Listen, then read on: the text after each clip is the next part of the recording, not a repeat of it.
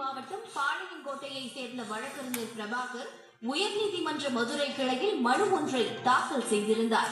அம்மனுவில் கங்கை கொண்ட அணையில் உள்ள சிப்காட் தொழிற்சாலையில் அமைந்துள்ள பெப்சி, கோகோ கோலா ஆகிய நிறுவனங்கள் குளிர்பானங்கள் மற்றும் மினரல் வாட்டர் தயாரிப்பதற்காக சிப்காட் நிறுவனம் தண்ணீர் வழங்கி வருவதாக குறிப்பிட்டுள்ளார். இதில் பெப்சி நிறுவனத்திற்கு தினந்தோறும் 9 லட்சம் லிட்டர் தண்ணீரும், கோகோ கோலா நிறுவனத்திற்கு நாளொன்றுக்கு 6.5 லட்சம் லிட்டர் குடிநீரும் விநியோகிக்கப்படுவதாக கூறியிருந்தார். அந்நிறுவனங்கள் 1000 லிட்டர் நீருக்கு 37 ரூபாய் 50 காசுகள் வீதம் பணம் கட்டுவதாக கூறிய பிரபாகர், குறைந்த விலைக்கு தண்ணீரை வாங்கி அதிக விலைக்கு குளிர்பானமாகவும் மினரல் குடிநீராகவும் விற்பனை செய்வதாக தெரிவித்திருந்தார். மேலும் விவசாயத்திற்கும் குடிநீருக்கும் தண்ணீரின்றி நெல்லை, தூத்துக்குடி மாவட்ட விவசாயிகள் தவிக்கும் நிலையில் குளிர்பான நிறுவனங்களுக்கு தண்ணீர் விநியோகிக்க தடை விதிக்க வேண்டும் என அவர் கோரிக்கை விடுத்திருந்தார். இந்த வழக்கை விசாரித்த நீதிபதிகள் நாகமுத்து மற்றும் முரளிதரன் ஆகியோர் அடங்கிய அமர்வு பெப்சி, கோகோ கோலா ஆகிய குளிர்பான நிறுவனங்களுக்கு சிப்காட் நிறுவனம் தண்ணீர் விநியோகிக்க இடைக்கால தடை விதித்து உத்தரவிட்டனர். மறு உத்தரவு வரும் வரை அந்நிறுவனங்களுக்கு தண்ணீர் விநியோகிக்க கூடாது என்று சிப்காட் நிறுவனத்திற்கும் நீதிபதிகள் உத்தரவிட்டனர். மேலும் விவசாயிகள் தண்ணீரின்றி அல்லல் படும் போது விவசாயிகள் நலன்தான் முக்கியம் எனவும் அவர்கள் வலியுறுத்தினர்.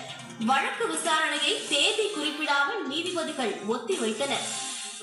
தொழிற்சாலையில் அமைந்துள்ள பெப்சி, கோகோ கோலா ஆகிய நிறுவனங்கள் குளிர்பானங்கள் மற்றும் மினரல் வாட்டர் தயாரிப்பதற்காக சிப்காட் நிறுவனம் தண்ணீர் வழங்கி வருவதாக குறிப்பிட்டுள்ளார். இதில் பெப்சி நிறுவனத்திற்கு தினந்தோறும் 9 லட்சம் லிட்டர் தண்ணீரும், கோகோ கோலா நிறுவனத்திற்கு நாளொன்றுக்கு 6.5 லட்சம் லிட்டர் குடிநீரும் விநியோகிக்கப்படுவதாக கூறியிருந்தார்.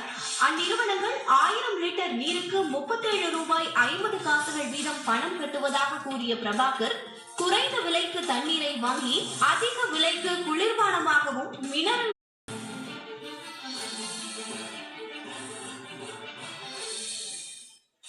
நெல்லை மாவட்டம் பாளையங்கோட்டையை சேர்ந்த வழக்கறிஞர் பிரபாகர் உயர்நீதிமன்ற மதுரை கிளையில் மனு ஒன்றை தாக்கல் செய்திருந்தார்.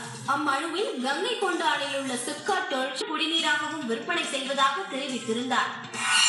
மேலும் விவசாயத்திற்கும் குடிநீருக்கும் தண்ணீரின்றி நெல்லை, தூத்துக்குடி மாவட்ட விவசாயிகள் தவிக்கும் நிலையில் குளிர்பான நிறுவனங்களுக்கு தண்ணீர் விநியோகிக்க தடை விதிக்க வேண்டும் என அவர் கோரிக்கை விடுத்திருந்தார்.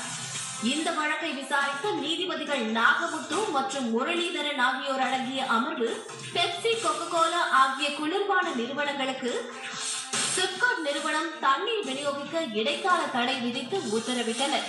மறு உத்தரவு வரும் வரை அந்நிறுவனம்